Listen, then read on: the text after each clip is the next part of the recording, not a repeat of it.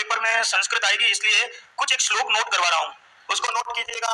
और जो शिक्षण विधि के हैं उसमें पहला आप श्लोक लिखेंगे और वो होगा दंडान्वय विधि का श्लोक लिखा रहा हूँ। कई बार श्लोक देके पूछ लेते हैं कि ये विधि कौन सी है, तो जो दंडान्वय विधि है उसमें एक श्लोक है वो आप नोट करेंगे। आद्ये विशेषणम योज्ये आद्ये विशेषणम योज्ये विशेष्ये तदनंतरम एक ये लाइन नोट करो, 2-3। फिर इसमें आया त्वा अणमुल ल्यप त्या त्वा अणमुल ल्यप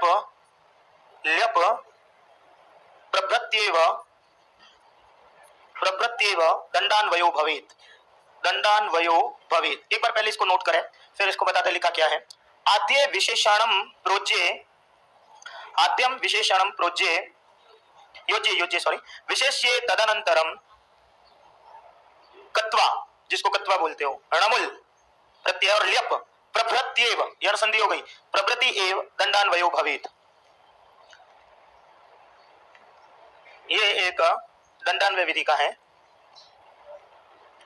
आद्य विशेषणम योज्ये, आद्य यानी प्रारंभ में आपको क्या जोड़ना चाहिए, विशेषण, विशेष्य तदनंतरम, और इसके अनंतर यानी बाद में क्या जोड़ना चाहिए, विशेष्य। देखो सीधा सा है, आद्य यानी प्रारंभ में, विशेषणम योज्ये, अपन ऐसे ही तो करते हैं, कृष्ण सर्प, अभी समास पढ़ोगे तब आ जाएगा, काला सांप, तो प्रारंभ में विशेषण जोड़ो और बाद में विशेष्य। तो ये कह रहा है आद्य विशेषणम योज्ये, प्रारंभ में क्या जोड़िए, विशेषण, और विशेष्य तदनंतरम, और उसके बाद तो अपना शुरू से रखते आ रहे हो, जैसा विशेष्य वैसा विशेषण। फिर कुछ प्रत्यय दिए, कत्वा, णमुल तुम्हारे कोर्स में था नहीं, ये णमुल था, फिर था ल्यप प्रभृति यानी इत्यादि। इन प्रत्ययों को इसी प्रकार जोड़ने से कौन सी विधि बनती है, दंडान्वय। ठीक है, तो ये एक श्लोक है, वो इसको नोट करना है, ध्यान रखना है। अब एक खंडान्वय का भी श्लोक है, उसको भी लिखेंगे, खंडान्वय।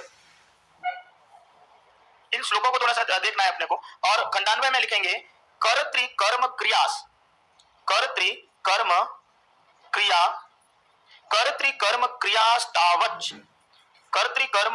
तावत् श्लोके योज्यास ततः परम। कर्तृ कर्म क्रिया तावत् श्लोके योज्या ततः परम। किमो रूपम पुरस्कृत्य, रूप याद नहीं करना है, सिर्फ देखते रहना, लिखा ऑटोमेटिक याद हो जाएगा। जैसे वहां पर पहले क्या जोड़ना था, विशेषण, फिर क्या जोड़ना है, विशेष्य। तो किमो रूपम पुरस्कृत्य तृतीयादि नियोजयेत।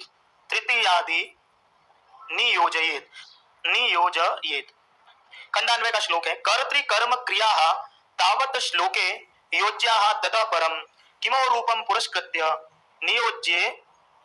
तृतीयादि नियोजयेत। ठीक है, ये 2 श्लोक है। अब ये क्या कह रहा है, देखिए, ये कह रहा है कि कर्तृ का मतलब कर्ता, कर्म और क्रिया, तावत् श्लोके योज्या, श्लोक में ऑटोमेटिक रूप से क्या जुड़ी हुई आएगी, कर्ता कर्म और क्रिया, इनको श्लोके योज्या, श्लोक में क्या कर दीजिए, योज्या यानी जोड़ना चाहिए। आपको पता हो तो योज्य पढ़ाया हुआ है, योज्य में धातु कौन सी है, हलंत धातु है, हलंत है, और यह आ गया साहब, हलंत धातु से कौन सा प्रत्यय होता है, न्यत, तो न्यत लगा हुआ है, और न्यत प्रत्यय कौन से अर्थ में आता है, चाहिए। तो कर्ता कर्म और क्रिया को श्लोक में योज्या पहले जोड़ना चाहिए, और तथा परम, और उसके बाद में जो भी चीज आ रही है, किमो रूपम पुरस्कृत्य, किस रूप को पुरस्कृत्य यानी पहले रखकर, तृतीय आदि नियोजयेत, तीसरे रूप को जोड़ना चाहिए। इसका मतलब सबसे पहले आपके जो प्रश्न बनाओगे खंडान्वय में, सबसे पहले किसका होगा, कर्ता का, फिर किसका होगा, क्रिया कर्म का, और फिर किसका होगा, क्रिया। इन तीनों को फिर खंडित करते हुए, प्रश्न बनाते हुए, इन तीनों को जोड़ते हुए कौन सी विधि का प्रयोग करना है, खंडान्वय। श्लोकों को थोड़ा सा देखना है, क्योंकि एग्जाम में श्लोक नहीं लिखने होते हैं, समझ में आ गई आपको। तो बस ज्यादा से ज्यादा ये रूप ये देगा, कर्तृ कर्म क्रिया तावत् श्लोके नियोज्या, ये कौन सी विधि का श्लोक है, तो ये आपके कौन सी विधि का श्लोक रहेगा, खंडान्वय। और यदि वो आ गया तो गद्यान्वय। ठीक है, संस्कृत का है पेपर, तो थोड़ी संस्कृत की लाइनों को ध्यान में रखना पड़ेगा। चलो अब हेडिंग लगाएंगे भाषाई कौशल। और अब आपका भाषा के कितने कौशल होते हैं, 4 भाषा कौशल।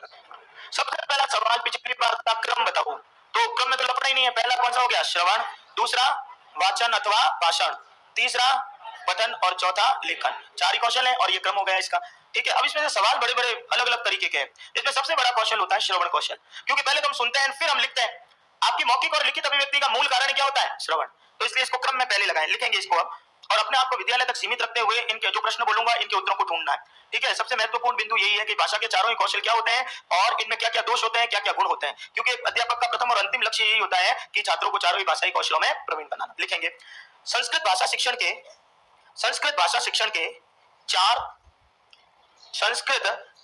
के चार प्रमुख कौशल हैं। प्रमुख क्या, चार कौशल है, प्रमुख हटा दीजिएगा, चार कौशल हैं।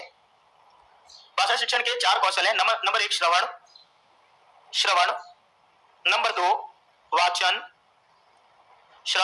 नंबर 3 पठन और नंबर 4 लेखन। भाषा के चार कौशल हैं, पहला सुनना, पढ़ना, पढ़कर समझना और लिखना। लिखें संस्कृत शिक्षक का प्रथम और अंतिम लक्ष्य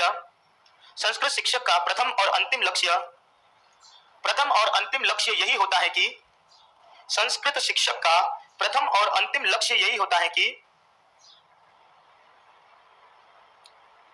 छात्रों को चारों भाषाई कौशलों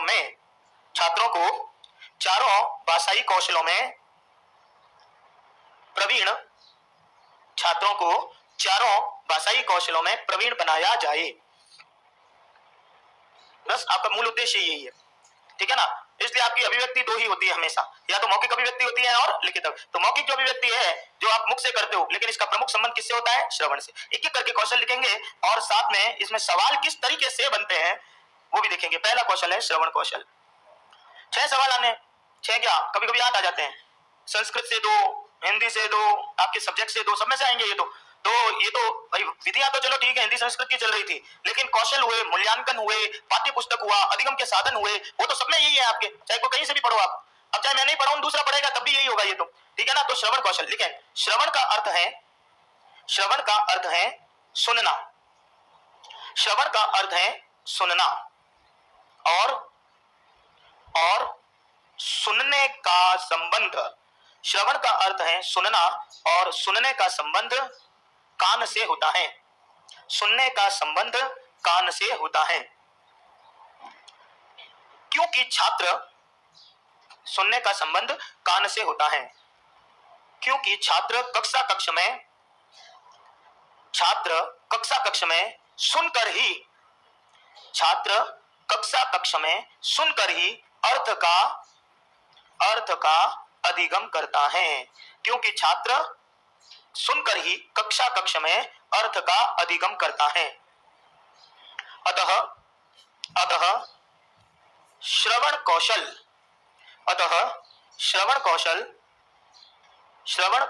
भाषा अधिगम का प्रथम सोपान है। श्रवण कौशल भाषा अधिगम का प्रथम सोपान है और भाषा अधिगम का प्रथम सोपान है और यह छात्र की अभिव्यक्ति का मूल कारण है। देखिए सबसे महत्वपूर्ण कौशल होता है ना भाषा का, वो सुनना ही है। क्योंकि एक चाहे औपचारिक शिक्षा ले लो चाहे अनौपचारिक शिक्षा ले लो, इसमें सबसे बड़ा काम वो हमेशा पहला काम सुनना ही होता है। क्योंकि कक्षा कक्ष में हो चाहे कहीं पर भी हो, यदि आप सुनोगे तो ही प्रश्न पूछोगे। समझ में आ रही है मेरी बात? यदि आप सुनोगे ही नहीं तो समस्या आएगी नहीं, तो प्रश्न पूछोगे ही नहीं। समझ में आ रही है? इसलिए भाषा अधिगम का सबसे महत्वपूर्ण, इसके कई तरीके के सवाल आते हैं। पिछले 2 सालों में तो बड़े विचित्र सवाल दिए थे इन्होंने। लिखित अभिव्यक्ति का मूल कारण बताओ, तो हम तो लिखित अभिव्यक्ति का मूल कारण लिखते हैं लेखन, लेकिन उत्तर क्या दे रहा है, श्रवण। अरे श्रवण कैसे हो गया? क्योंकि लिखोगे भी कब, जब सुनोगे तब। सुनोगे पहले कक्षा कक्ष में टीचर पढ़ाएगा तो सुनोगे तो फिर रचनात्मकता आएगा और फिर आप क्या करोगे, लिखोगे। तो श्रवण कौशल महत्वपूर्ण। और कक्षा कक्ष की व्यवस्था एक ऐसी बड़ी विचित्र व्यवस्था होती है जिसमें छात्र हमेशा समस्या ग्रसित होता है और टीचर वो हमेशा उपचारात्मक शिक्षण का महत्वपूर्ण बिंदु होता है, ठीक है। और इन दोनों के मध्य एक अंतःक्रिया चलती है, वो पाठ्यक्रम के माध्यम से चलती है। समझ में आ रही है? तो विद्यालय में छात्र एक अध्यापक की बात को सुनना ही नहीं चाहता। मान के अब आपको ये, वो तो विधियां थी, विधियों का संबंध किससे था, टीचर से, लेकिन कौशल का संबंध किससे होगा, छात्र से। सुनता कौन है, कि छात्र। अब कक्षा कक्ष में क्या होगा कि छात्र एक टीचर की बात को सुनता नहीं है, वो सुनना चाहता ही नहीं है। समझ में आ गई मेरी बात? तो ऐसे खिड़कियां लगी है, ठीक है, बाहर झाकेंगे साहब, एक दूसरे पढ़ा रहे हैं लेकिन फिर भी क्या करेंगे, वो आपस में बात करेंगे, ठीक है। कुछ विद्यार्थी बड़े विचित्र प्रकार के होते हैं, वो मैं पढ़ा रहा हूँ हिंदी और काम कर रहे हैं अंग्रेजी का, पूछते हैं कैसा क्यों कर रहे हो कि इंग्लिश की मैडम ने काम दिया, सोच रहा हूँ यहाँ करके ही जाऊं। समझ में आ रही है? और मैं पढ़ा रहा हूँ आराम से, सुन रहे हैं वो। अब एक बात बताइए कि मेरे द्वारा माइक लगा हुआ है लेकिन फिर भी आप मेरे द्वारा बोली जा रही बात को नहीं सुन रहे हैं, तो उसका कारण क्या है?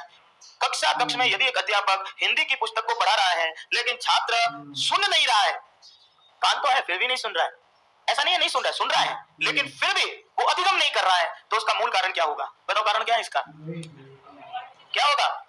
है एक तो आपका शिक्षण क्या नहीं हो गया? प्रभावी। चलो ठीक है। दूसरा,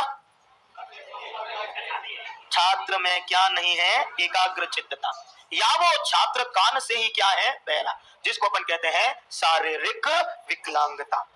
मेरे द्वारा पढ़ा रहा हूं, मेरे सामने देख रहे हो लेकिन फिर भी नहीं सुन रहे साहब, तो कारण क्या है? या तो आपका चित्त एकाग्र नहीं है, बेसिकली मेन कारण, और क्या है? या फिर आपकी शारीरिक विकलांगता है, या हो सकता है कि मेरा शिक्षण प्रभावी नहीं है, इसलिए आपका ध्यान क्या हो रहा है? बाहर की ओर जा रहा है। यदि प्रभावी नहीं है तो मेरा उत्तर मेरे पास है कि मैं प्रभावी बनाऊं। यदि चित्त एकाग्र चित्त छात्र का नहीं है तो भी मेरे को ही करना पड़ेगा, तो भी मैं मेरे ऐसे विषयों का रुचि के अनुसार चयन करूंगा, यानी श्रवण कौशल को बढ़ाने के लिए। और आपको अभी धीरे धीरे इसके मैं वो कारण लिखाऊंगा तब आपको पता पड़ेगा कि विद्यालय में किस प्रकार से वर्क होता है इन कौशलों के लिए। ठीक है, एक बच्चा, मेरे खुद का बच्चा ले लूं, अभी कल परसों की बात बताऊं, एक टीवी पे वो चल रहा था पोकेमोन, बच्चा बड़े ध्यान से उसको देख रहा था, उसकी मां ने आवाज लगाई खाना खा ले, बच्चा सुन रहा है लेकिन वापस जवाब ही नहीं दिया, टीवी में देखा ऐसा। फिर 10 मिनट के बाद में फिर बोला कि खाना खा ले, बच्चा फिर उसको देख रहा है, ऐसा नहीं है नहीं सुन रहा, मेरा थोड़ी है सुन रहा है, जब मेरे को सुनाई दे रहा है पास में बैठे को तो उसको भी सुनाई दे रहा है ना, लेकिन फिर भी प्रत्युत्तर नहीं मिला। 10 मिनट के बाद में जैसे ही ब्रेक आया इस सीरियल में, फिर वो पूछता है हाँ आप क्या कह रहे थे? इसका मतलब सुना तो है ना उसने, लेकिन वापस प्रत्युत्तर कब दिया? कब दिया? कि जब वहां पर रुचि खत्म हो गई, यानी जब तक उसके रुचि का विषय लग रहा था तब तक वो कोई अन्यत्र विषय का क्या नहीं कर रहा था? स्पर्श ही नहीं कर। इसलिए शिक्षक यदि छात्र के श्रवण कौशल को बढ़ाना चाहता है तो पहला काम यह करेगा कि वो कक्षा कक्ष में उसकी रुचि के अनुसार विषय का चयन करेगा, शब्दों का चयन करेगा, जिसके कारण छात्र क्या करे? उसकी बातों को बड़े ध्यान से और प्रभावी ढंग से उसे सुने। समझ में आ रही है मेरी बात? तो लिखेंगे आगे, लिखे आगे, कक्षा कक्ष में छात्र के अश्रवण का मूल कारण, कक्षा कक्ष में छात्र के अश्रवण, अश्रवण मतलब सुनाई नहीं दे रहा है उसको, छात्र के अश्रवण का मूल कारण शिक्षण की अप्रभावशीलता, शिक्षण की अप्रभावशीलता, या तो शिक्षण की अप्रभावशीलता है। नंबर 2, एकाग्र चित्तता में कमी, एकाग्र चित्तता में कमी, या उसकी एकाग्र चित्तता में कमी है, अथवा शारीरिक विकलता है, अथवा शारीरिक विकलता है। तो श्रवण कौशल में ये बाधक तत्व हो गए, या तो वो शारीरिक विकलता, यदि इसका इलाज कराना है तो भी शिक्षक ही कराएगा।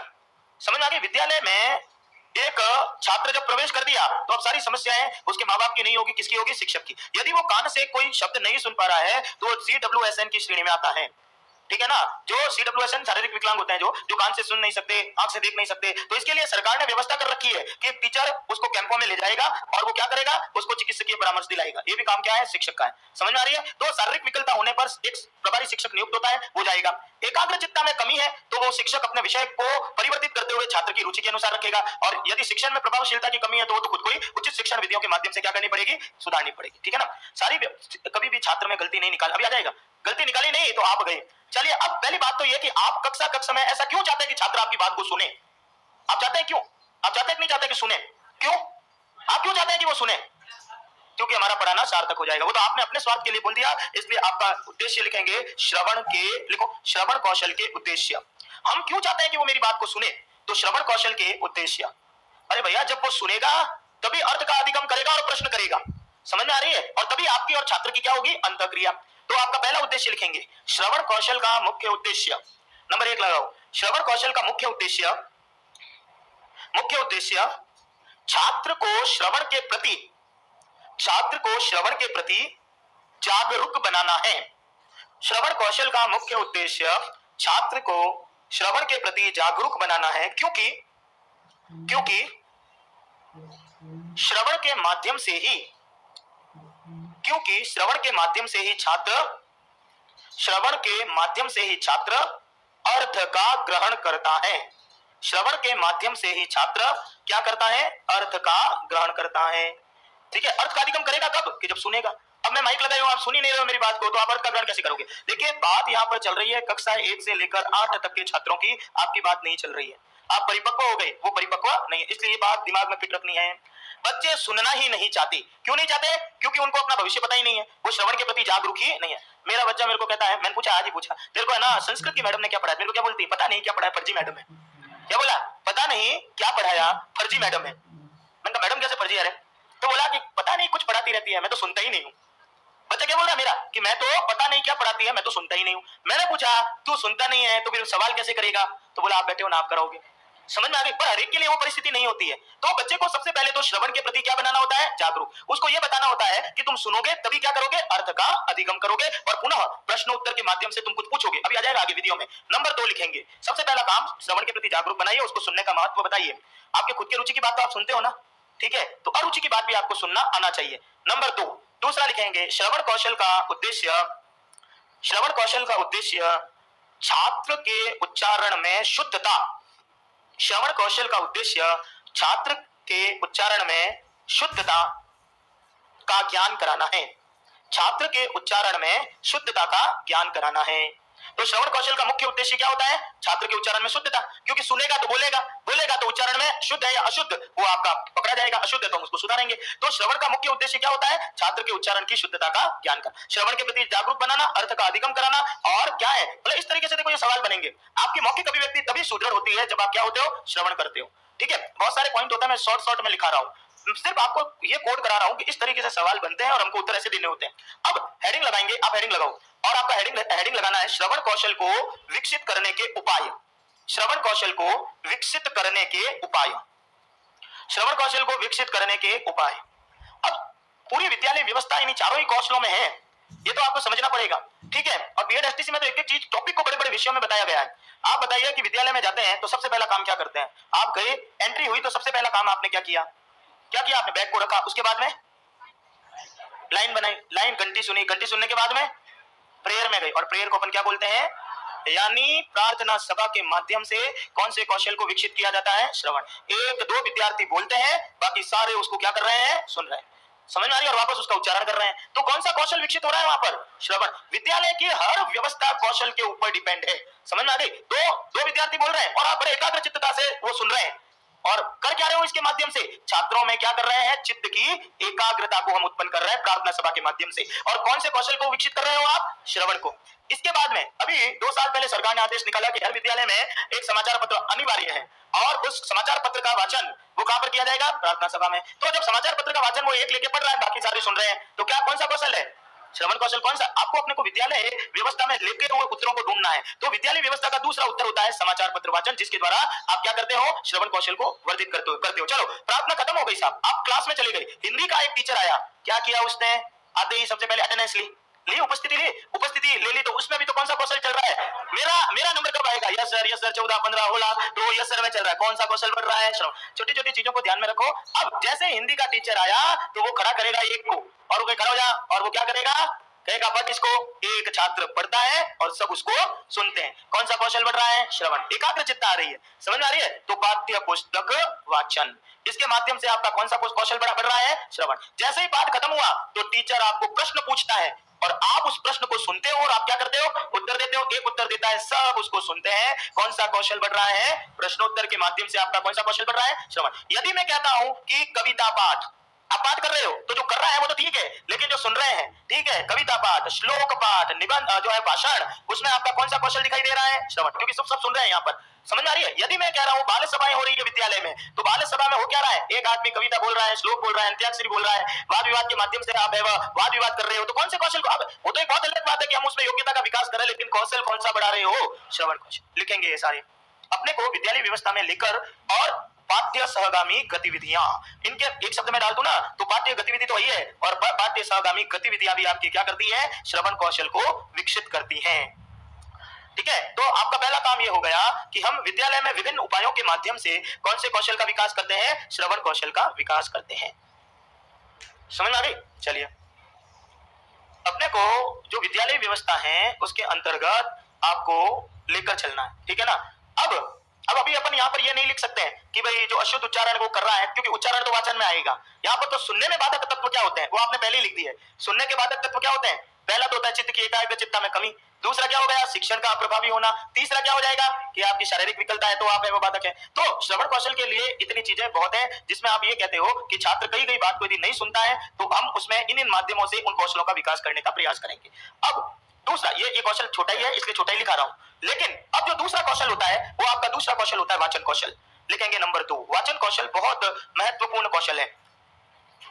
दूसरा है आपका वाचन कौशल। अच्छा, वाचन और पठन में अंतर बताओ। वाचन और पठन में क्या अंतर होता है? वाचन पठन होता है तो ऑटोमेटिक वाचन हो जाता है, लेकिन वाचन के साथ पठन कभी नहीं होता। कारण? क्योंकि वाचन अर्थ रहित हो सकता है, अर्थ सहित हो सकता है, लेकिन पठन हमेशा कैसा होगा? अर्थ के साथ। लिखें तो अब इसलिए सबसे पहले आपको वाचन लिखना है।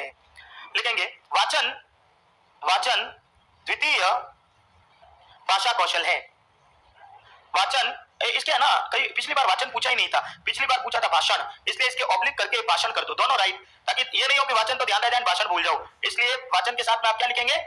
भाषण, दोनों लिख दे। वाचन अथवा भाषण द्वितीय कौशल है, दूसरा कौशल है। दूसरा, द्वितीय मतलब दूसरा। लिखे वाचन का सामान्य संबंध, वाचन का सामान्य संबंध उच्चारण से है। वाचन का सामान्य संबंध उच्चारण से है। वस्तुतः वाचन एक ऐसी अधिगम प्रक्रिया है।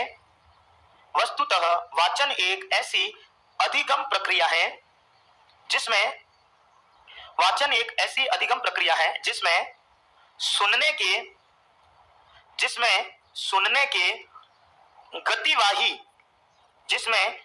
के गतिवाही साधनों का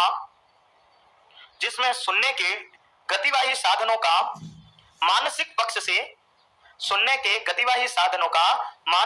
से संबंध होता है।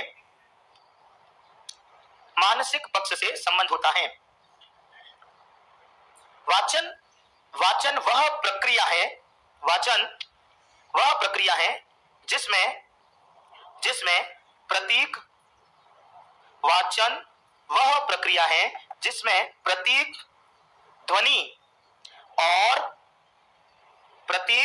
ध्वनि और लिपि चिन्ह, ये एक मिनट सॉरी वापस बोल रहा हूं। वाचन वह प्रक्रिया है जिसमें प्रतीक, ध्वनि और अर्थ साथ साथ चलते हैं। मिलाइएगा, एक बार रिपीट कर रहा हूं। वाचन वह क्रिया है जिसमें प्रतीक, ध्वनि और अर्थ साथ साथ चलते हैं। प्रतीक का मतलब होता है लिपि चिन्ह, ध्वनि का मतलब है मेरा उच्चारण और अर्थ का मतलब अर्थ। तो वाचन एक ऐसी प्रक्रिया होती है जिसमें आपका प्रतीक चिन्ह, लिपि चिन्ह को किसमें परिवर्तित कर दिया जाता है? ध्वनि में। तो वो एक, और उसका संबंध सीधे ही किससे होता है? मस्तिष्क से।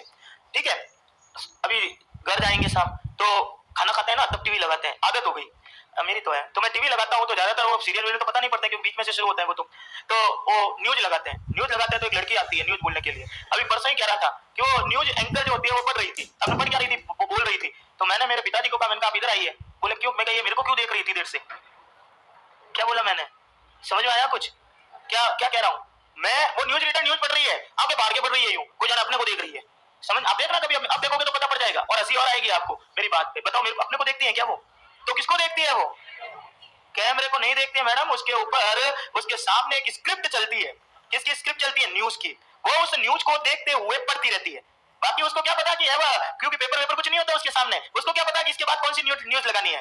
वाचन में हमेशा जो उच्चारण की किस पर है? वह शुद्धता, प्रभावशीलता और स्पष्टता, इसका महत्व होता है। समझ में आ रही है मैं क्या बोल रहा हूं? यदि आप न्यूज एंकर का, आप भले एमए हो, पीएचडी हो, लेकिन आपकी उच्चारण की शुद्धता नहीं, प्रभावशीलता नहीं, स्पष्ट बोलने की गति नहीं, तो आप कभी भी न्यूज एंकर नहीं बन सकते। उसके सामने एक स्क्रिप्ट चलती है। पता है मैं 10th जो एग्जाम होता है ना, उनका आकाशवाणी से पहले प्रसारित होते थे, तो मेरे को कहा कि आपको वाचन करना। सही बात बताऊं, मेरे को उस समय पढ़ाते जरूर थे, लेकिन इतना आइडिया नहीं था। 2012 में तो मैं आकाशवाणी में गया और आकाशवाणी का जो एंकर था वो टाइम था 10 से 10:45 तक, लगातार 45 मिनट तक ये बोलना था कि 10वीं के विद्यार्थी संस्कृत विषय की तैयारी कैसे करें, और वो डायरेक्ट रिले होता है।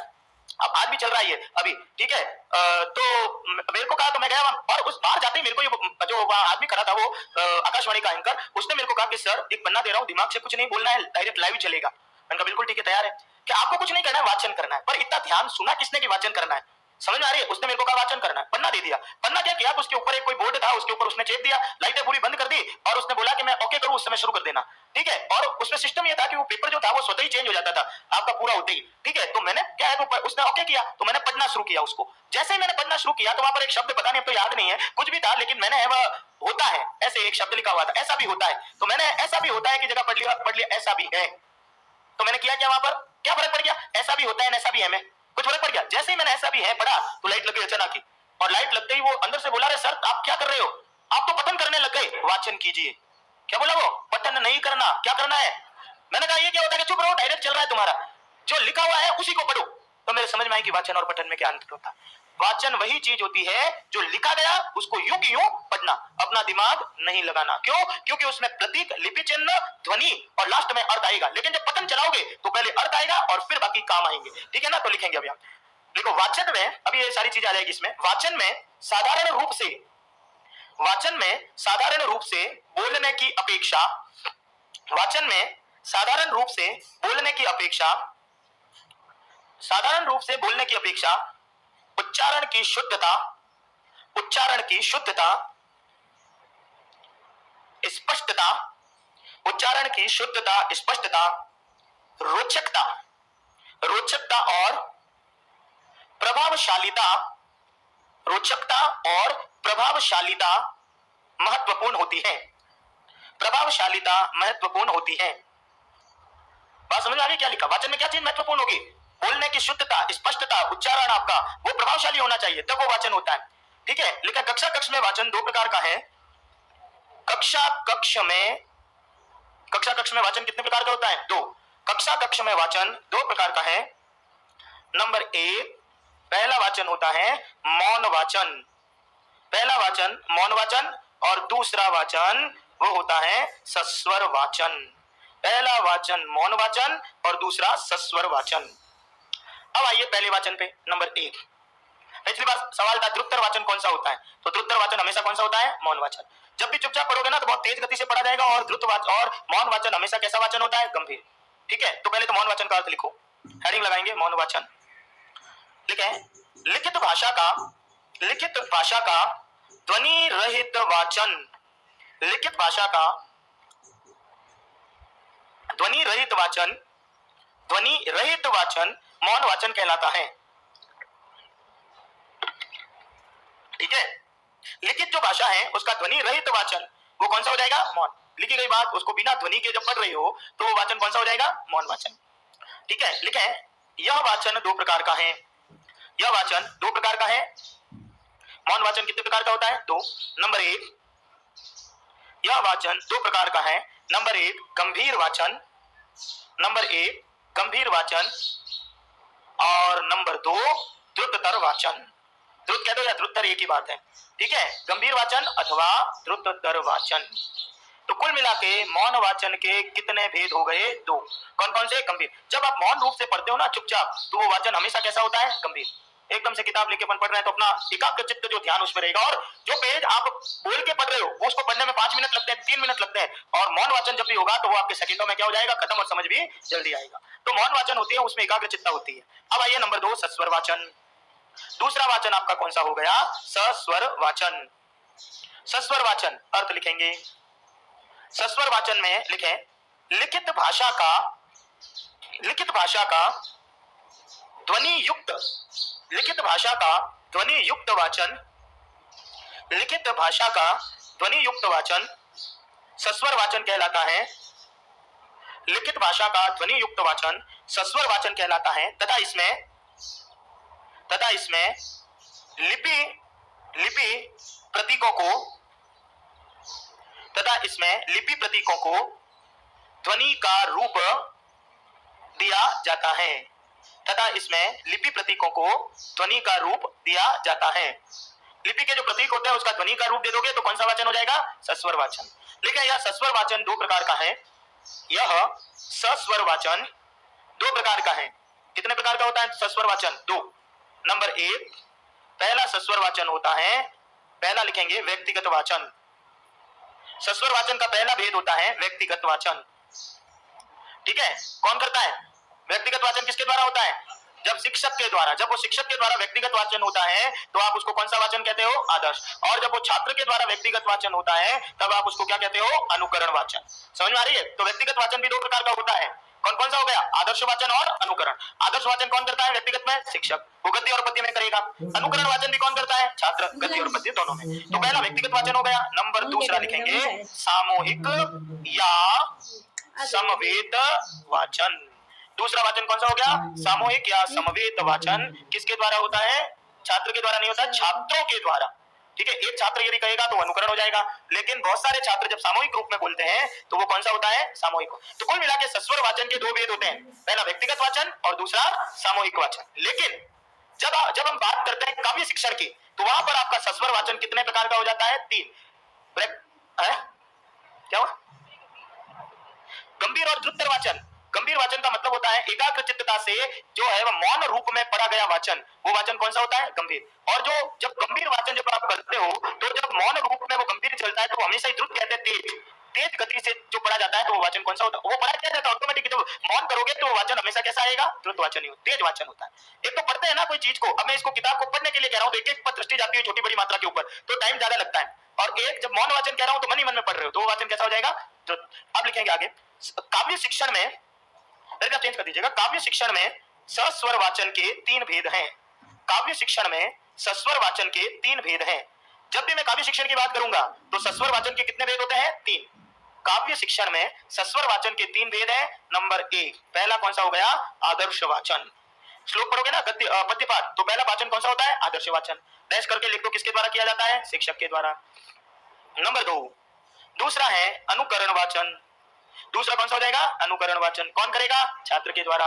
और तीसरा हो गया सामूहिक या समवेत वाचन। सामूहिक या समवेत वाचन कौन करेगा? छात्रों के द्वारा। तो काव्य जो शिक्षण जो है वह शिक्षण, उसमें वाचन 3 प्रकार का, आदर्श, अनुकरण या समवेत। ठीक है, अब ये तो हमने एक वाचन, तो एक चीज हमारे समझ में आई, वाचन के वाचन और पठन में भिन्नता होती है, बस यही अर्थ है ना। अब हेडिंग लगाएंगे कि भाई कोई भी सस्वर वाचन करता है तो उसका उद्देश्य क्या होता है? हम क्यों चाहते हैं कि कक्षा में छात्र वाचन करके बोले? सस्वर वाचन, भाई कक्षा कक्ष में तो मौन वाचन होगा नहीं ना, वो वाचन कौन सा करेगा? हिंदी की किताब पढ़ाएंगे तो सस्वर ही बोलेगा वो तो हेडिंग लगाओ सस्वर वाचन के उद्देश्य। आपके उद्देश्य क्या है सस्वर वाचन के? पहला, क्यों कराते हैं भैया? बताओ, मन से सोचो। हम क्यों पाठ को खड़ा करके पढ़वाते हैं? कारण पहला तो क्या होता है? छात्र की अशुद्धि का निराकरण करना। चलो पहला तो समझ में आ गया। दूसरा नहीं, उच्चारण में शब्द भंडार में वृद्धि नहीं होती, पढ़ाते समय होगी वो तो। दूसरा ये कि हम प्रत्येक छात्र को व्यक्तिगत रूप से पढ़ाते हैं, तो हम एक अध्यापक क्या करता है? प्रत्येक छात्र का व्यक्तिगत निर्देशन करता है, व्यक्तिगत रूप से उसकी क्या करता है? सहायता। क्यों? एक को पढ़ाओगे तब एक की गलती आएगी, दूसरे को पढ़ाओगे तब दूसरे की गलती आएगी। तीसरा महत्वपूर्ण कारण क्या होता है? छात्रों में जो संकोची प्रवृत्ति होती है आप उसको क्या करते हो? दूर करते हो। क्योंकि छात्र पढ़ना ही नहीं चाहते। क्यों नहीं पढ़ना चाहते? कि भाई गलत पढ़ेंगे तो हंसेंगे छात्र। और चौथा, इसके माध्यम से हम क्या करते हैं? छात्र में आत्मविश्वास को उत्पन्न करते हैं। मतलब ये चीज तो कॉमन है कि अशुद्धि का निराकरण तो हम कर ही रहे हैं, अर्थ का अधिक, ये तो हमारा काम ही है, लेकिन इसके अलावा आप क्या कर रहे हो? व्यक्तिगत निर्देशन कर रहे हो, आत्मविश्वास को उत्पन्न कर रहे हो, और छात्र का संकोच जो पठन और वाचन में आ रहा है आप उसको क्या कर रहे हो? बाकी पढ़ा रहे तो गलती आएगी तो उच्चारण की शुद्धता का ज्ञान तो करा ही रहे हो। और पांचवा आप कर रहे हो छात्रों का निदानात्मक और उपचारात्मक शिक्षण कर रहे हो। समझ में आ रही है? मतलब प्रश्नों के प्रारूप को समझना होता है कि पेपर में सवाल कैसे आएंगे। अब सब आएंगे ये तो। अब आपको ये पांचों ही आपके सामने है, मैं तो कह रहा हूं कि आपका पांचों ही आ गए साहब, कि ये पांचों ही उत्तर है। इसको क्रम से सेट करके बता दो कि सबसे पहला उद्देश्य क्या होगा, दूसरा क्या होगा, तीसरा क्या होगा, चौथा क्या होगा, पांचवा। पहला क्या होगा इसमें? पहला होता है छात्र का व्यक्तिगत निर्देशन, क्योंकि खड़ा करते हो तो व्यक्तिगत निर्देशन करते हो। व्यक्तिगत निर्देशन के बाद में क्या होगा? उसके संकोच को दूर करते हो। उसके बाद में आप क्या करते हो? आत्मविश्वास को उत्पन्न करते हो। फिर क्या करते हो? अशुद्धि का निराकरण करते हुए उसका उपचारात्मक शिक्षण करते हो। समझ में आ रही है? उत्तर तो सब राइट ही है ना, वहां पर भी उत्तर तो राइट ही आएंगे, गलत थोड़ी आएगा। समझ में आ रही है? वो कहेगा कि इसके क्रम को सेट करके बताओ कि आपका क्रम क्या रहेगा उसमें। कहने का तात्पर्य ये हो गया कि हमको सारे उत्तरों में भी संभावित उत्तरों को अलग करना होता है। ठीक है ना? तो लिखिए, पहला उद्देश्य लिखेंगे नंबर 1, लिखे वाचन के माध्यम से छात्रों को शुद्ध उच्चारण का अभ्यास, वाचन के माध्यम से छात्रों को शुद्ध उच्चारण का अभ्यास कराया जाता है। शुद्ध उच्चारण का अभ्यास कराया जाता है एवं इसके माध्यम से उच्चारण में आने वाली इसके माध्यम से उच्चारण में आने वाली कठिनाइयों का इसके माध्यम से उच्चारण में आने वाली कठिनाइयों का निदानात्मक उच्चारण में आने वाली कठिनाइयों का निदानात्मक और उपचारात्मक और निदानात्मक शिक्षण कराया जाता है। यह हमारा उद्देश्य होता है कि उच्चारण में आने वाली कठिनाई है उसका सबसे पहले निदानात्मक शिक्षण होता है और फिर उसका उपचारात्मक होता है। पहले कठिनाइयों को निकालो और फिर उसका उपचार करो। ठीक है। नंबर 2 दूसरा लिखेंगे, वाचन के माध्यम से छात्रों की व्यक्तिगत रूप से सहायता अथवा वाचन के माध्यम से छात्रों की व्यक्तिगत रूप से सहायता अथवा निर्देशन करना। हम व्यक्तिगत रूप से मदद करते हैं।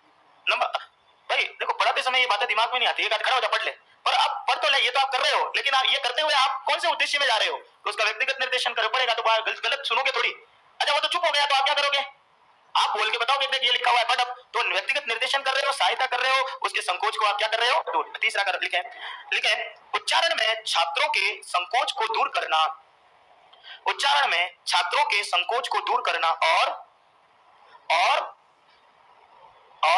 छात्रों में आत्मविश्वास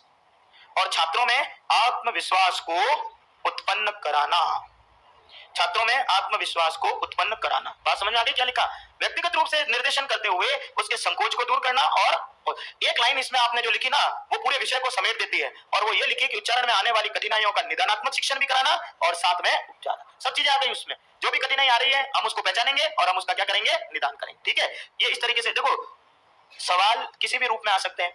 मैं सवाल अभी कल करके बताऊंगा, आपको बताऊंगा कि ऐसे सवाल आते हैं संस्कृत में और उसका उत्तर ऐसे छाटा जाता है। लेकिन पहले विषय एक बार पूरा आपके सामने रख देता हूं कि ये विषय है, अब इसमें से उत्तर निकालना है। अब आपका हेडिंग होगा, पहली बात तो बच्चा अशुद्ध बोलता क्यों है, कारण क्या है। हाँ, इसलिए पहला लिखेंगे अशुद्ध उच्चारण के कारण। वाचन में जो अशुद्धि आ रही है हेडिंग लगाओ, अशुद्ध उच्चारण के कारण। अशुद्ध उच्चारण के कारण क्या होता है साहब? पिछली बार एक सवाल आता है, ये तो खैर नहीं है, ये बेसिक सवाल है ये सारे। तो विद्यालय में एक क्लास का 10वीं का विद्यार्थी भी अशुद्ध बोल रहा है, 5वीं का भी बोल रहा है, चौथी का भी बोल रहा है, पहली का भी बोल रहा है। तो ये पहली 10वीं में भी फर्क नहीं रहा, तो फिर कारण होगा कोई ना कोई उसका। तो पहला कारण छात्र करते क्या है वो देखिए। नंबर 1 पहला लिखे ध्वनि का लोप कर देना। ध्वनि का लोप कर देना अशुद्ध उच्चारण का पहला कारण होता है, ध्वनि का लोप कर देना। ध्वनि का लोप कर दिया साहब चलते चलते छात्रों ने, शीघ्र गति के कारण। क्या पहले दिन गए, गुरुजी आ गए साहब, गुरुजी 5 दिन गुरुजी को क्या देखा, शब्द ही चेंज हो गया और कह दिया मास्टर साहब आई गया। समझ में? तो गुरुजी किसमें बदल गए, मास्टर। फिर विद्यार्थी मास्टर भी नहीं कहना चाहते, वो तो कहता है साहब मास्टर साहब आई गया। अरे तो ये मास्टर शब्द को भी इसने चेंज करके क्या कह दिया, माट। यानी ध्वनि का ही बीच बीच में क्या कर दिया, लोप। बिना कोई कारण के है ध्वनि का क्या कर देते हैं, लोप। और फिर स्वयं ही मात साहब से भी मास्टर का अर्थ समझ लेते हैं। तो ये अशुद्ध उच्चारण का पहला कारण क्या होता है, किसी भी कारण से, चाहे प्रमाद के कारण कह दो, चाहे आप जल्दी बोलने के कारण कह दो, चाहे वो अज्ञानता के कारण कह दो, या सुनते सुनते माट का उच्चारण कर रहा है, किसी भी कारण से। लेकिन बात यह है कि वो कर क्या रहा है, ध्वनि का लोप। नंबर दूसरा लिखेंगे ध्वनि का विपर्य कर देना। विपर्य यानी उल्टा पुल्टा करना, ध्वनि को उलट पुलट कर देना। उलट पुलट का मतलब, सर मैंने कहा क्या है, बैठ नीचे। सर बाहर तो देखो। मैंने कहा क्या है बाहर, सर 4 लकड़ियां आ गई। क्या आ गई, लकड़ियां। बोलना क्या था, लड़की, और बोल क्या रहा है, लकड़ियां। अब यदि कोई गणित का टीचर तो लकड़ियों को पुसार बनता है तो लकड़ियां ही समझेगा। वो कहेगा लकड़ियां आ गई तो रख दे, जाके वहां पे पुसार के वहां पे दरवाजे में वहां क्या बोलते, कमरे में। अरे सर इनको ऊंचाऊ कैसे, लकड़ियां है, लकड़ियां। अरे लकड़ियां नहीं होती है, क्या होती है, लड़कियां। क्या खाया रे आज, सर दावल चाल खा लिए। क्या खा लिए, दावल चाल। अरे दावल चाल क्या होता है, अति उत्साह के कारण। क्या कर दिया, आज तो खाना अच्छा बना, सर दावल चाल बने। और दावल चाल क्या होता है, अपन भी बोलते हैं भाई, क्या हो गया, चावल दाल। चाहे कोई भी कारण रहा हो, गलती से बोल रहे हैं, जल्दबाजी के कारण बोल रहे हैं, समझ में आ गई। तो हम कर क्या रहे हैं, ध्वनि को उल्टा पुल्टा कर रहे हैं। अब हमारे वहां सिटी में एक घाटी है जिसका नाम है फूलेराव की घाटी। कोई आदमी नहीं बोलता, चाहे छोटा चाहे बड़ा, ठीक है, फूलेवार की घाटी। जबकि नाम क्या है, फूलेराव। बोलते क्या है, फूलेवार। चाहे कोई भी, मेरे पिताजी भी फूलेवारी बोलते हैं, मेरा बच्चा भी फूलेवारी बोलता है। क्यों, क्योंकि वो फूलेवार ही सीख लिया। समझ में आ गई। तो ध्वनि को हम क्या कर देते हैं, उलट पुलट, इसलिए क्या हो जाता है, अशुद्ध उच्चारण होता है। नंबर, और भी लिखते भी वैसा ही है। नंबर तीसरा इंपोर्टेंट है ये, अज्ञानता। तीसरा, या हमको ध्वनि का सही ज्ञान ही नहीं है कि कौन सी ध्वनि कैसे बोली जाती है। मैं स्कूल जाता हूं तो मैं तो स्कूल ऐसे ही लिखूंगा। यदि शुद्ध बोलते तो लिखते स्कूल, जबकि होता क्या है, स्कूल। ये स्कूल होता है तो ऐसे बोलते ही नहीं, लिखते ही फिर ऐसे ही है आप। तो ऐसे लिखोगे तो क्या कर दिया आपने, अज्ञानता, आपको पता ही नहीं है कि ये स्त्री प्रत्यय है, अब आप स्त्री को स्त्री लिख रहे हो तो फिर गलत ही होगा मामला, ठीक है ना। तो कहने का तात्पर्य क्या हो गया कि हमको ज्ञान ही नहीं है कि कौन सी ध्वनि कैसे लिखी जाती है। नंबर 4, 14 लिखेंगे, उच्चारण के नियमों का ज्ञान नहीं होना। उच्चारण के नियमों का ज्ञान नहीं होना, हमको उच्चारण के नियम का ज्ञान ही नहीं है, हमको उच्चारण के नियमों का क्या नहीं है ज्ञान। तो टॉपिक क्या हुआ, उच्चारण के नियमों का ज्ञान नहीं। सांप आई गया, आप आई गयो सांप, तो स को हम क्या बोल रहे हैं, तो जो स था वो हमने कैसे परिवर्तित कर दिया, कैसे कर दिया, हमको बोलना तो सा है। अच्छा, मानसिक शांति, अब मैं शांति बोल रहा हूं तो ऐसे लिख रहे हो, जबकि मैं बोल क्या रहा हूं, शांति। मैं बोल रहा हूं तालव्य और आप लिख रहे हो मूर्धन्य, तो आपको उच्चारण के नियम का ज्ञान ही नहीं है। नेक्स्ट आइए, अगला टॉपिक अगला रहेगा कि स्थानीय बोलियों का प्रभाव। स्थानीय बोलियों का महत्वपूर्ण कारण ऐसा, स्थानीय बोलियों का प्रभाव क्या, कौन सा सब्जेक्ट पढ़ रहे हो, संस्कृत, पता नहीं साइंस कहां से लाते हो तुम लोग, ठीक है। मेरे तो यदि गुरुजी होते ना तो फटा लेके, फटा समझते हो, पत्थर सर फोड़ देते खुद का, दूसरों का नहीं हो। ये संस्कृत कहां से आ गया, जबकि नाम क्या है, संस्कृत, ठीक है, और अपन बोलते क्या है, संस्कृत। अभी मैंने बोल दिया, नहीं तो आप भी अप्लाई करके बतवा देते अभी, ठीक है। अच्छा ठीक है, अरे छाता लेके आओ कि साता लेके आओ, ये छाता समय बदल देते हो, अरे झंडा के झंडा, ये पता नहीं कहां से लाते हो। और जिसको बोलना है वो बोलते नहीं हो, जिला, जिला तो होता ही नहीं है, उस दिन बताया था होता है जिला, तो जिसको बोलना है उसको बोल नहीं रहे, जिसको नहीं बोलना उसको बोल रहे। सर क्या एक बोतल सांस लाया हूं, क्या लाए हो, ये सांस बोतल में कैसे आ गई मेरे भाई, और ऐसे तेरे पास यदि कोई उपाय हो तो मेरी पत्नी को दे देना ताकि वो भी बोतल में कैद कर ले, समझ में आ गई। क्योंकि ये कहावत होती है अपने मारवाड़ी में, क्या वो मैं नहीं बताऊंगा, सब मैं बता दूंगा। चलो चलो, अब देखिए तो हमने क्या किया यहाँ पर, हमने ये किया, अरे गलत इफेक्ट जाता है, अच्छी अच्छी बातें बतानी चाहिए। चलो अब बात लास्ट दिन, चलो अब देखो हुआ क्या, यहाँ पर स्थानीय बोलियों का क्या हो गया, प्रभाव। अब ये गलती ना तो छात्र की है ना अध्यापक की है, किसकी है, स्थानीय बोली क्या हो गई, मिश्र, तो अध्यापक का क्या कर्तव्य है कि इसको सुधारे, ठीक है। अब अगला लिखे शब्द लघुता की प्रवृत्ति, अगला लिखे शब्द लघुता की प्रवृत्ति। शब्द लघुता की प्रवृत्ति, शब्द लघुता की प्रवृत्ति का मतलब क्या होता है कि शब्द को जानबूझ के हम क्या कर देते हैं छोटा। एक बार क्या हुआ, मैं बालेसर जाता था और शब्द बालेसर, ठीक है, कोई बोलता नहीं, और वहां जाने के हमको लगते थे 40 रुपए, ठीक है, तो कंसेशन मिलता था। तो एक दिन वो ड्राइवर आया, नहीं कंडक्टर बोला कि मार साहब क्या बोल रहा है, ऐसे बोलते हैं, मार साहब, मैंने कहा हाँ किराया दो, मैंने गाड़ी कहाँ जाएगी, मेरे हथई की आदत है तो इसलिए क्या मेरे को बोला बालेर जाएगी, बालेसर नहीं कहाँ जाएगी, मैंने उसको हटा के 20 रुपए दे दिए, 20 रुपए का नोट, तो बोला कि 20 और दो, मैंने कहा कि क्या आपको कहाँ जाना है, मैंने कहा मेरे को तो जाना है बराबर बालेसर, तो कहा 20 और दो, क्या नहीं मिलेगा, मैंने कहा नहीं मिलेगा, क्यों नहीं मिलेगा, उसने पूछा क्यों रोज कितने देते हो, मैंने कहा रोज 40 देता हूँ, आज कितने दिए 20, मैंने कहा देख बेटा तूने पहले तो मास्टर में माट खा गया तू, तो 10 रुपए तेरे यहाँ कम हो गए, फिर तू बालेसर 4 शब्द में से एक शब्द खा गया तो कितने और कम हो गए, 10 न 10 20 बराबर 20, खत्म, या तो पूरा बोल बालेसर तो पूरा दूंगा, ठीक है। वो खप गया साहब, उससे भूला ही नहीं गया, और मैंने कहा तेरे को पैसे जिस दिन तू बालेसर पूरा बोलेगा तब, क्योंकि उसकी प्रवृत्ति बढ़ गई, मेरे से पैसे लेने के आया, लिया आया कि साहब बोल दूंगा, मैं बोल बालेसर 20 दे दिए मैंने, वापस आया और फिर चिल्ला रहा है बार बालेर बालेर, मैं वापस आ रहा है, ठीक है। तो कहने का मतलब क्या हो गया, शब्द लघुता की क्या हो गई प्रवृत्ति। हम जानबूझ के ये चीजें नहीं करते हैं, हम अनुकरण के माध्यम से इन चीजों को क्या कर रहे हैं, सीख रहे हैं, तो इस कारण से शब्द में क्या हो, अब मेरे जैसा आदमी तो बालेर को फिर बालेर ही लिखेगा, सांप को मैं हापी दिखता हूँ, ठीक है। एक पता नहीं यार क्या नाम था, नाम ही भूल गया मैं यार, लड़की का शांति शांति बाई का क्या पता, क्रांति बाई ऐसे कुछ नाम था, मैंने तो रजिस्टर में वही ठोक दिया, ठीक है, नाम भूल गया यार उसका मैं। वो साइन करते हैं ना लास्ट दिन 30वें दिन, तो वो साइन करने के लिए रजिस्टर सर के पास गया तो मेरे को बुलाते हैं, इधर आओ, तो मैंने कहा क्या सर ये क्या लिखा है, नाम भूल गया यार मैं उसका, बड़ा विचित्र नाम था यार, ये क्या लिखा, मैंने कहा शांति बाई, ऐसे कुछ नाम था, शांति की जगह शांति देवी ऐसे कुछ, ये क्या है, मैंने कहा नाम है, किसका है, मैंने कहा जिसका लिखा है उसका है, मेरी थोड़ी है जो, तो बोला कि तुमको ये पता नहीं कि शांति होती है, मैंने कहा साहब मेरे को क्या पता, लड़की बोलती है मेरा नाम शांति बाई है, शांति नहीं एक अलग नाम था उसका कोई, ठीक है, जो यूं बोलते ही हंसी आ जाती है वैसा नाम था कोई, मतलब वो नाम तो सही था लेकिन उच्चारण गलत था, तुमको इतनी बुद्धि नहीं है कि तुम लोग मतलब तुमको ये पता नहीं है नाम कभी हो सकता है, मैंने कहा साहब मैंने थोड़ी नाम रखा, उसके माँ बाप ने रखा है, उसको पूछो, हमने लड़की को बोला इधर तेरा नाम क्या है, शांति बाई, मैं क्या लिखा हुआ है, मैंने उसको कहा शुद्ध बोले तो शुद्ध लिखूं, ये जब तक शुद्ध नहीं बोलेगी तब, और मजे की बात रोज कह रहा हूँ शांति बाई के यस सर, शांति बाई के यस सर, बोल ही नहीं रही है कि मेरा नाम शांति है, यानी वो शांति से भी किसका बोध कर रही है, शांति, और खुद लिख भी क्या रही है, शांति, समझ आ रही है मेरी बात। तो कहने का तात्पर्य ये उच्चारण के कारण होते हैं, अशुद्ध इंपोर्टेंट सवाल होते हैं, ध्यान रखना। अब आपने कारण तो ढूंढ लिए, अब पता है क्या कर रहे हो, ये भी बता देता हूं आपको, आप कर रहे हैं निदानात्मक शिक्षण, समझ में आ रही है, जो भी आपका जो वाचन कौशल होता है उसमें निदान क्या होता है, कमजोरियां क्या होती है, बच्चों की समस्याएं क्या होती है, आप उनको ढूंढ रहे हैं, जब ढूंढ रहे हैं तो फिर उसका क्या होगा, उपचार भी, इसलिए अपना अगला हेडिंग होगा वो लिखेंगे उच्चारण में सुधार के उपाय, उच्चारण में सुधार के उपाय। अब आपको बता तो पड़ा, इसके आगे एक और लिखो, भूल गया मैं लिखाना, सबसे महत्वपूर्ण विषय, इसके आगे लिखो शारीरिक विकलता, लिखो एक आगे, एक दो टॉपिक और बिंदु, शारीरिक विकलता, बच्चा शारीरिक विकल है तो वो अशुद्ध उच्चारण करता है, मेरे उस विद्यालय में था, पर वो उसकी शारीरिक विकलता थी। संस्कृत कब कब कब पढ़ोगे ऐसे बोलता। तो ये उसका दोस्त थोड़ी है, अकलाना। शारीरिक विकलता क्या हो गई? अकलाना। सर तू करके आ जाऊं? मैं कहा ये क्या होता है? बच्चे छोटे होते हैं जो तू करके आ जाऊं, मैं तू क्या होता है? सुसु करके आ जाऊं। सुसु का मतलब बाथरूम। तो स देखो बच्चे बोलते क्यों है? ऋतु लशानाम दंताः, यानी द और स एक ही वर्ण से बोले जा रहे हैं, समझ में आ रही है? लेकिन उच्चारण में भटक रहा है। पहली क्लास के विद्यार्थी ऐसे ही बोलते हैं। आनंद लो ना विद्यालय का, तो मजा पड़ेगा। तुम लोग तो विद्यालय में ट्रेनिंग के लिए घुसते भी हो ना, तो कोई जाने तुम्हारे ऊपर बाधा लग दिया है, ऐसे नहीं आना। अब आनंद से आना और हर गतिविधि का आनंद लेना वहां, ठीक है? तुम तो ऐसे, तुम्हारे गवर्नमेंट ने इतना बढ़िया तुमको मौका दिया है कि तुम जाने से पहले उसकी व्यवस्था को सीख लो क्या होती है। और तुम लोग करते क्या हो? कोई फोन किसी से कराता है, कोई के साथ ऐसे ही। अरे ऐसे कैसे? आनंद लो ना चीजों का, तुमको पता पड़ेगा होता क्या है वो, ठीक है? तो ये है वह शारीरिक विकलता। लेकिन भाई साहब सब कुछ सही है, मैं तो कह रहा हूँ हकला भी रहा है, तुतला भी रहा है, शब्द लघु भी कर रहा है, पर आपको वहां पे क्यों लगाया है? क्यों लगाया है?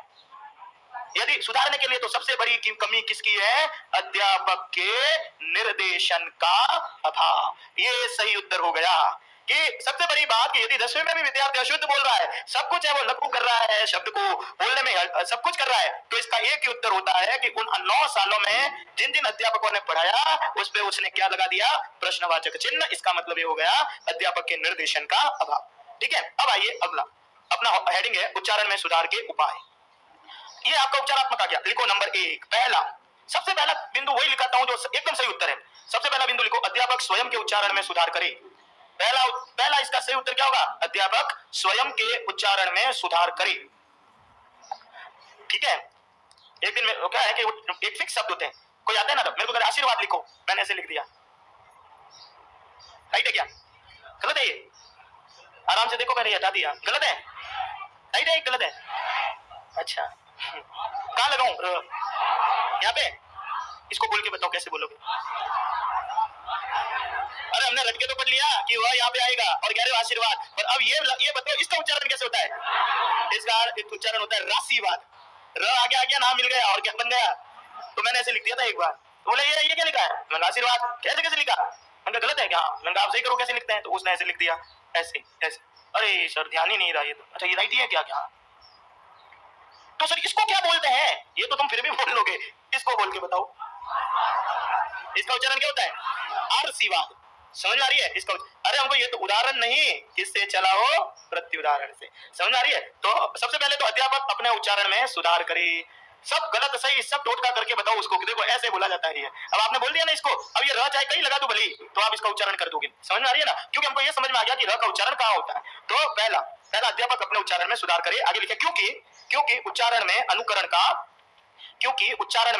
का विशेष महत्व होता है। तो उच्चारण में किसका महत्व होता है? अनुकरण का।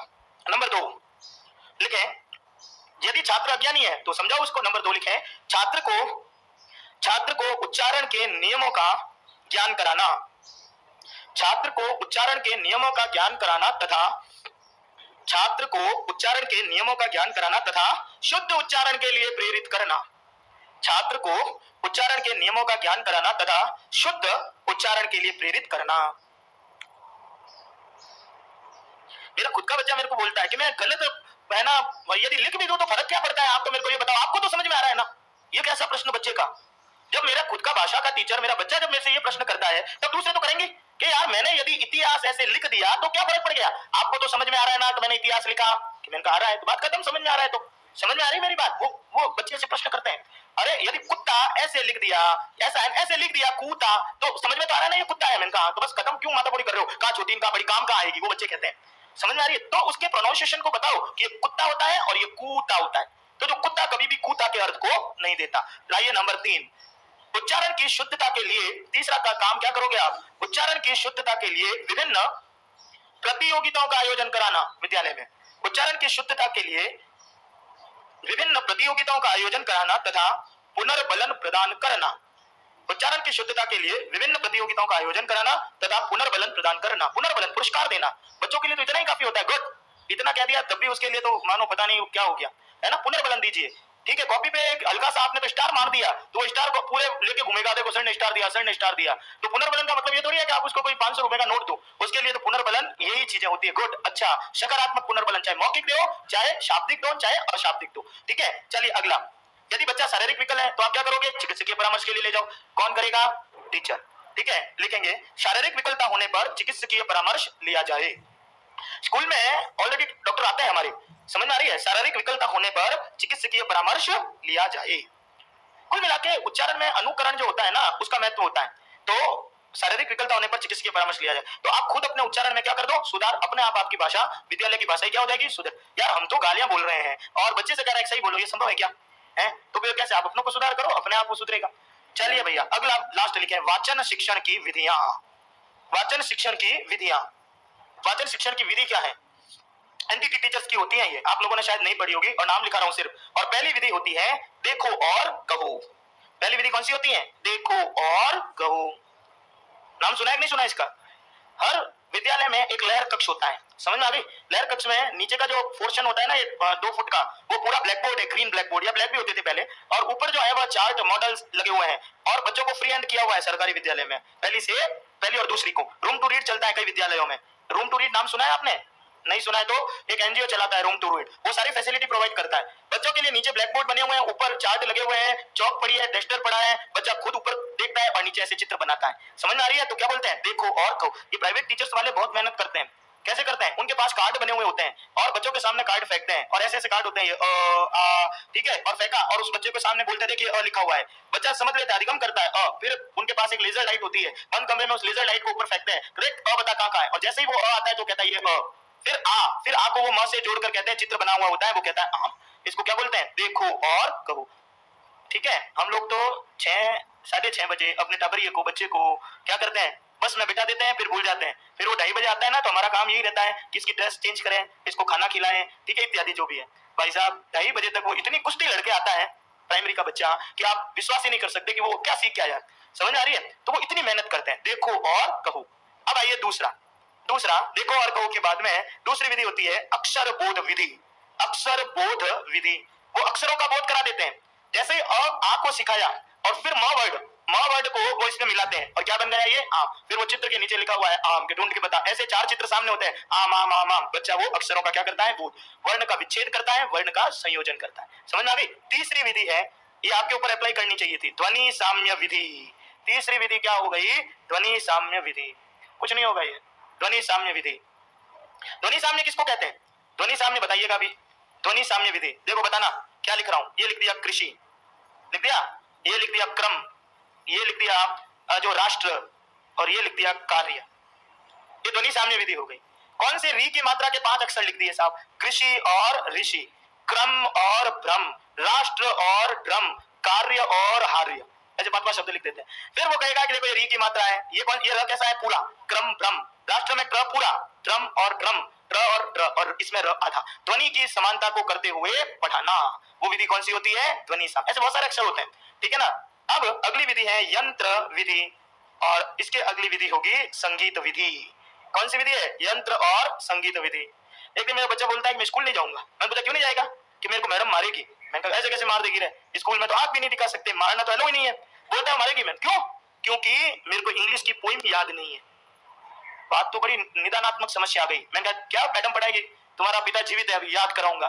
ठीक है, साला 10 दिन हो गया, मैं भी रट रहा हूँ, उसको भी रटा रहा हूँ ना, तो मेरे से याद हो रही है, हिंदी याद हो जाती है, इंग्लिश में वर्डों में कोई तारतम्यता नहीं होती, इसलिए याद नहीं होती। मैंने 5 दिन तो छुट्टी दिलाई उसको, क्योंकि वो क्या मारा जाऊँ नहीं। 6ठे दिन मैंने कहा रोज रोज छुट्टी कैसे चलेगी, चल मैं चलता हूँ तेरे साथ स्कूल लेके गया, मेरी गाड़ी पे छोड़ा। अब वो कह रहा मैं तो अंदर ही नहीं जाऊँ। मैंने कहा कोई बात नहीं, उसकी मैडम को बुला के लाया। मैंने कहा मैंने कहा मैडम मारते हो बच्चों को, इतना भय दिखाते हो क्यों सर। मैंने कहा बच्चा स्कूल ही नहीं आ रहा, देखो अंदर गाड़ी से नीचे नहीं उतर रहा है। तो बोले क्या हुआ, क्या। मैंने कहा आपने उसको पोइम बोला, वो याद करके नहीं आया है। तो कह रहा है नहीं याद हो रही है, और साला मैं भी 10 दिन से रट रहा हूँ ना, तो मेरे को इसके पिता को नहीं हो रही है, तो इसके जीन को कहां से आएगी। समझ में आ रही है? तो जब मेरे को ही नहीं हो रही है तो इसको कहां से आएगी।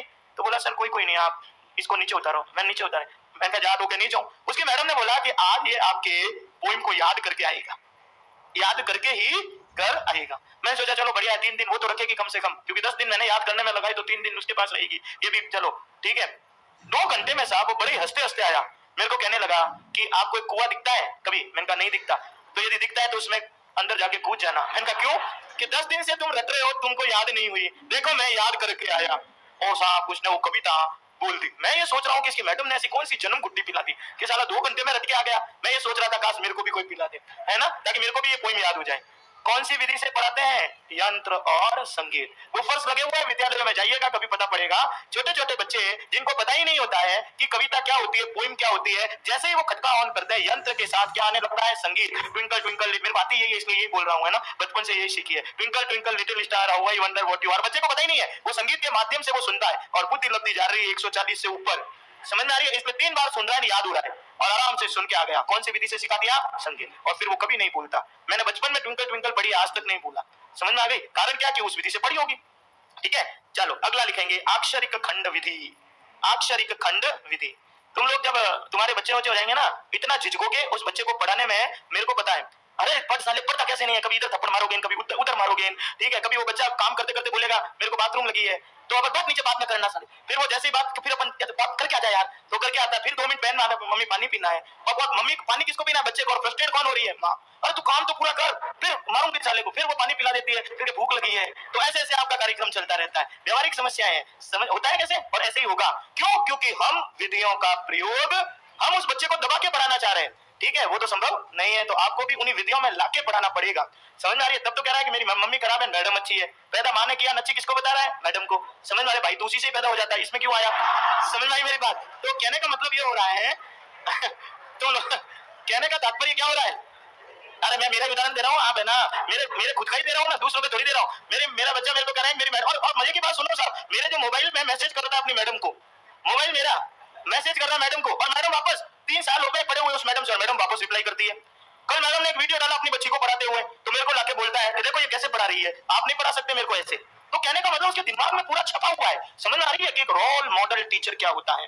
तो कुछ कुछ चीजें हैं घर से भी सीखनी पड़ती है। समझ में आ रही है? तो अगला मन से थोड़ी है कि पहली गुरु माँ है। अक्षरिक खंड विभाजन। अगला लिखोगे अक्षरिक खंड विभाजन, अक्षरिक खंड विधि। ये सॉरी अंतिम अक्षरिक खंड कमल। तो अक्षर को तोड़ना बताते हैं, क अ म अ ल अ।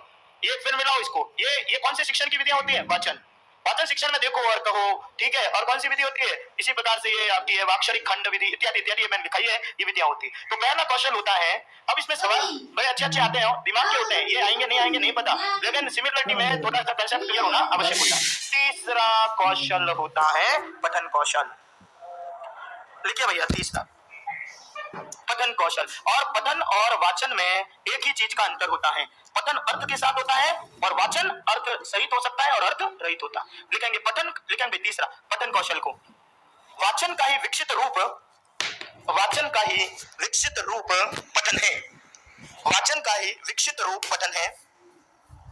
किसी लिखित या मुद्रित, किसी लिखित या मुद्रित पाठ्य वस्तु, किसी लिखित या मुद्रित, मुद्रित यानी छपी हुई, लिखित या मुद्रित पाठ्य वस्तु को देखकर, किसी लिखित या मुद्रित पाठ्य वस्तु को देखकर उसके भाव या अर्थ को, उसके भाव या अर्थ को समझना, उसके भाव या अर्थ को समझना पठन कहलाता है। किसी लिखित या मुद्रित पाठ्य वस्तु को देखकर उसके भाव या अर्थ को समझना क्या कहलाता है? पठन कहलाता है। वाचन में लिखें, वाचन में जहां लिखित भाषा को, वाचन में जहां लिखित भाषा को पहचान कर, वाचन में जहां लिखित भाषा को पहचान कर उचित विराम गति, उचित विराम गति, आरोह अवरोह के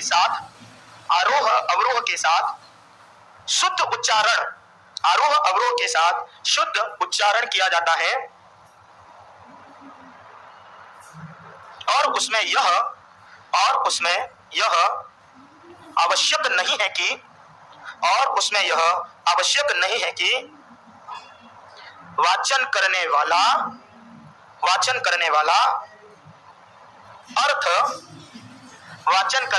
अर्थ समझ रहा हो। ये महत्वपूर्ण लाइन आ गई। यह आवश्यक नहीं है कि वाचन करने वाला अर्थ समझ रहा हो, किंतु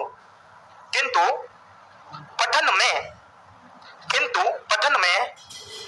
अर्थ को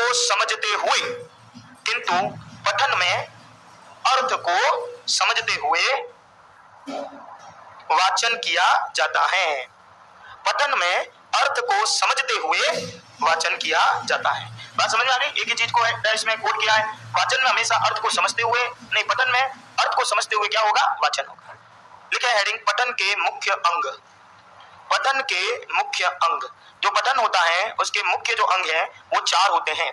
डैश करके लिखे। पठन का पहला मुख्य अंग होता है नंबर 1, पठन का पहला अंग है अर्थ अवबोध। पठन का पहला मुख्य अंग क्या है? अर्थ अवबोध। अवबोध का मतलब होता है ज्ञान। तो पठन का पहला अंग कौन सा हो गया? अर्थ का ज्ञान होना। दूसरा अंग है पठन की उचित और स्पष्ट गति। पठन की उचित और स्पष्ट गति।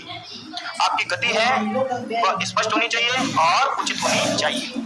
और किस तरीके से पढ़ना है वो आना चाहिए ताकि सामने वाले को समझ में आए कि कहाँ विराम देना है, कहाँ यति देनी है इत्यादि। नंबर 3, अब उन्होंने बोला कि वाचन में कभी शब्द भंडार में वृद्धि नहीं होती है। शब्द भंडार में वृद्धि किससे होती है? पठन में। जब भी पठन करते हो तो अर्थ के साथ आता है, तो हमेशा ही शब्द भंडार में क्या होगी? वृद्धि। और चौथा होता है स्पष्ट पठन। आपका पठन हमेशा कैसा होना चाहिए? स्पष्ट होना चाहिए। मात्रिका शुद्धि उसमें नहीं आनी चाहिए। तो कहने का मतलब ये मुख्य अंग हो गए पठन के। अब हेडिंग लगाओ, वही बात जो वाचन में थी उसको मैं अलग शब्दों में लिखा रहा हूँ। पठन में दोष के कारण। यदि कोई पठन में दोष कर रहा है तो उसके कारण क्या होंगे? वाचन में दोष होता है वही पठन में होगा, क्योंकि वाचन और पठन तो एक ही रूप होते हैं। तो पहले तो वाचन में होगा तो पठन में स्वाभाविक रूप से हो गया। तो इसको अलग शब्दों में लिख दीजिए। पठन का पहला दोष होता है वाणी संबंधी दोष। पठन का पहला दोष है वाणी संबंधी दोष। वाणी संबंधी दोष। अब वाणी संबंधी दोष क्या होती है? होता है जैसे हकलाना, ये वाणी का दोष है। तुतलाना, ये वाणी का दोष है। शारीरिक विकलता, कोई भी विकलता हो सकती है। कटा फटा तालु है, होठ है, ठीक है, तो ये आपकी शारीरिक विकलता हो गई। तो ये वाणी संबंधी दोष हो गई, जो आपकी वाणी यानी ध्वनि में विकार उत्पन्न कर देते हैं। इसी कोई दूसरे शब्द में अपन ये कहेंगे, सबसे बड़ा दोष देखो, ये मनोवैज्ञानिक दोष। आपका दूसरा दोष कौन सा होता है? मनोवैज्ञानिक। मनोवैज्ञानिक दोष पठन में क्या होता है? मनोविज्ञान का दोष होता है, यानी भय। मनोविज्ञान का सबसे बड़ा दोष क्या हो गया? भय। कई विद्यार्थी कक्षा कक्ष में कहते हैं खड़ा हो पढ़, तो पढ़ते ही नहीं। क्यों नहीं पढ़ते? क्योंकि उनको भय है, डर है। क्या डर है? डर के कारण खड़े नहीं होंगे कि मारेंगे अभी गलत पढ़ लिया तो भय सबसे बड़ा दोष होता है। या कोई विद्यार्थी बड़े उत्साही होते हैं कि साहब मैं पढ़ूं, क्या पढ़, भले आइन चाहे नहीं है, फिर पहली से छठी लाइन में आ जाएंगे, लेकिन अति उत्साह भी मनोवैज्ञानिक क्या होता है? दोष। एक विद्यार्थी को भयंकर क्रोध आ गया पढ़ाते हुए, वो ये तो मेरे साथ ही हुआ, तो पढ़ा रहा था, खड़ा पढ़, तो पढ़ना शुरू किया। ये गलती पढ़ ली, मैंने कहा क्या लिखा हुआ है? फिर गलती पढ़ी, मैंने कहा क्या लिखा हुआ है? फिर गलती पढ़ी। मैंने कहा सारे इतने ढींगे हो गए, पढ़ना नहीं आता, तो उसको गुस्सा आ गया, क्रोध। अब कर क्या सकता है? कुछ नहीं कर सकता, टीचर का क्या करे? पर उसने बड़ा विचित्र काम किया। क्या? मैंने कहा ढंग से पढ़। फिर क्या किया? गुस्सा से मेरी तरफ देख रहा है और पढ़ने में दोष के कारण नहीं समझी दोष कारण तो सारी बिगड़ता। तो ये दोष क्या हो गया? क्रोध। फिर उसको कैसे पढ़ रहा है कि सर गुस्से वैसे पढ़ा जाता है। समझ आ रही है मेरी बात? तो ये है वह, मैं देखो सब प्रैक्टिकल करके बता रहा हूँ आपको। तो ये मनोवैज्ञानिक दोष ऐसे ही होता है। चाहिए तो सही, वो भी आनंद लीजिए। चलिए अगला तीसरा दोष अज्ञानता। आप हंस रहे हो, ये हंसना नहीं है, आप जाओगे तब ये देखोगे आप मां। अगला दोष होता है अज्ञानता। अज्ञानता, बच्चे को ज्ञान ही नहीं है। कौन सा ज्ञान नहीं है? उच्चारण नियम का ज्ञान नहीं है, ठीक है, उसके उच्चारण नियमों का अभाव है, या व्याकरण के नियमों का ज्ञान नहीं है, तो ये आपकी अज्ञानता हो गया। व्याकरण के नियमों का अज्ञान, तो ये आपके अज्ञानता का दोष हो गया। बच्चे को ज्ञान ही नहीं है क्या लिखना है क्या नहीं लिखना है, तो वो अज्ञानता है, वह दोष हो गया आपका। और चौथा दोष होता है अभ्यास। सबसे बड़ा दोष है अभ्यास संबंधी दोष। सर मैंने कहा कि सर ये बैग है ना सर बहुत भारी है, तो सर ये भी तो एक समस्या है, आप बार बार कहते रहते हो समस्या। मैंने कहा हाँ, तो सर इसका एक उपचार बताऊं। मैंने कहा कि यहीं रख दूं क्या? तो क्या सर कल लेके नहीं आना पड़ेगा इसलिए। अरे साले तो क्या करेगा, ये कहां से करेगा? अभ्यास कहां से करेगा? जो पढ़ाया है वो क्या फर्क पड़ गया सर? ऐसे ही घंटी बजती रहेगी, स्कूल चलती रहेगी सर। तो कहने का मतलब क्या हो गया? अपने साथ भी यही हुआ। हमारे कई विद्यार्थी बैग को, जब मैंने ये देखा ना, ये समस्या थी मेरे सामने, वो स्कूल में रख के चले जाते थे शुरू में, ठीक है ना। अरे यार तुम बैग क्यों नहीं ले जा? सर खेत में जाएंगे सीधा। कहाँ जाएंगे? यहाँ से खेत में। तो सर वो बैग ले जाएंगे तो फिर इधर उधर। और एक विद्यार्थी ने बड़ी विचित्र समस्या कही कि सर खेत में ले जाते हैं तो बैग के अंदर है ना सांप घुस जाता है, कभी अंदर घुस जाता है, ये तो सर यही चौपड़ा ना। तो ये कौन सा दोष हो जाता है? आप बैग ही नहीं ले जाओगे तो अभ्यास कहाँ से करोगे? समझ में आ रही है मेरी बात? तो अभ्यास संबंधी दोष, ठीक है। अब लास्ट और अंतिम हेडिंग लिखते हैं ताकि टॉपिक खत्म हो। और आपका है अधम पाठक। हेडिंग लगाओ अधम पाठक। देखो कई समस्या होती है, ऐसा नहीं है कि ये जो वो बोल रहा है वो गलत बोल रहा है। ये मैंने प्रत्यक्ष अनुभव किया, बेचारे ने सही बोला था। हम लोग हंस रहे हैं कि सर बैग में सांप चला जाता है, सही बोल रहा है वो, ठीक है, क्योंकि गया होगा कभी न कभी, ठीक है ना। तो कुछ समस्याएं तो वाकई में है, वह बच्चों की होती है। 3-3 किलोमीटर से आते हैं, बैग का भारीपन होता है, तो सरकार ने अभी क्या कर दिया है, बस्ते के बोझ को कम करने के लिए कुछ स्कूलों का चयन किया है। अभी ये प्रैक्टिकली कुछ स्कूलों को चयन किया है उन्होंने, और अब जो भी है स्कूल है, ठीक है ना। अब ये मैं लिखा रहा हूँ इंपोर्टेंट संस्कृत का है ये, इसलिए इसको कॉन्सेंट्रेट करते हुए पढ़ना, क्योंकि संस्कृत में मिलेगा। अदम पाठक कौन होता है? अदम पाठक के दोष क्या है? नंबर 1 में अब आप देख लेना कौन से हो इसमें से। पहला नंबर 1 लिखे गा गा कर पढ़ने वाला, ये अदम पाठक होता है। गा गा कर पढ़ने वाला। गीति शीघ्र शिरा कंपी, तो गीति का मतलब होता है गा गा कर पढ़ने या पढ़ाने वाला। वो पाठक कैसा होता है? हमेशा अदम। पढ़ते हो कई जने तो गागा कर पढ़ते ही होंगे तुम में से, नहीं पढ़ते हो गागा कर? कोई पढ़ाता है गागा कर? कोई नहीं पढ़ाता, चलो जब सब बढ़िया है। तो जो गागा कर पढ़ाता है वो कैसा होता है? अदम पाठक। अदम यानी निम्न। एक दूसरा शीघ्रता से पढ़ने वाला, जो शीघ्रता से पढ़ता है वो कैसा होता है? और इसके लिए शब्द दिया शीघ्री। गीति यानी गीत गाकर पढ़ने वाला, दूसरा शीघ्रता से पढ़ने वाला, तीसरा दिया सिर हिला हिलाकर पढ़ने वाला। लिखो, सिर हिला हिला मत कर लेना, बोले एक बार लिख दो समझ में आ गया। तो सिर हिलाकर पढ़ने वाला हो। तुम पढ़ते हो कोई कि नहीं पढ़ते हो? सिरह कंपी, मैं थोड़ी कह रहा हूँ भाई, ये तो बहुत प्रसिद्ध वैयाकरण बोल रहे हैं। सिर हिला हिला के पढ़ते हैं, कई जने पढ़ते हैं, ठीक है। गीति शीघ्री सिरह कंपी, जो सिर हिला हिला कर पढ़ता है, यहाँ भी उनको वैसे ही होते हैं, ठीक है। चौथा सिरह कंपी, और चौथा अनर्थक्य, और चौथा होता है बिना सोचे समझे पढ़ने वाला। आप लोग बिना सोचे समझे पढ़ने वाला। सर मैंने कहा कि ये गाइड में ये दिया हुआ है, ऐसा क्यों है? अरे पहले तुम विषय तो समझो, फिर गाइडों के हाथ लगाओ। समझ में आ रही है? तो हमने विषय तो समझा ही नहीं, बिना सोचे समझे हमें वो क्या कर रहे हैं? पढ़ रहे हैं। तो फिर पहले विषय पर अधिकार कीजिए, फिर प्रश्नों पे आइए। समझ में आ रही है? पांचवा लिखेंगे अनलिखित। ये आप लोग हर चीज से आप लिखो और काहे के लिखा है? ये तो कह रहा है अदम पाठक है, लिख कर पढ़ने वाला। लो लिखो, लिखित भाषा को पढ़ने वाला, वो पाठक कैसा होता है? अधम। प्राचीन जमाने में सब मौखिक चलता था, लिखित था ही नहीं कुछ, ठीक है। तो जो भी लिखित भाषा को पढ़ता है वो कैसा होता है? अधम पाठक। और छठा स्त्रियों के लिए होता है अल्पकंठ से पढ़ने वाला। हर चीज को अल्पकंठ से पढ़ते हो, अनुनासिक को अनुनासिक करके पढ़ देते हो, बहुत धीरे से आवाज में पढ़ते हो, तो वो कौन सा होता है? अल्पकंठी। गीति शीघ्र सिरह कंपी, गीति यानी गीत गाकर, शीघ्र यानी शीघ्रता से, सिरह कंपी यानी सिर हिलाकर पढ़ने वाला, अनर्थज्ञ जो बिना सोचे समझे पढ़ता है, लिखित मुद्रित होगा जो लिखित भाषा को पढ़ता है, और अल्पकंठी जो अल्पकंठ से पढ़ता है। षट एते अधम पाठकाः, ये 6 प्रकार के पाठक कैसे होते हैं? अधम, ये निम्न पाठक होते हैं। समझ में आ रही है? चलिए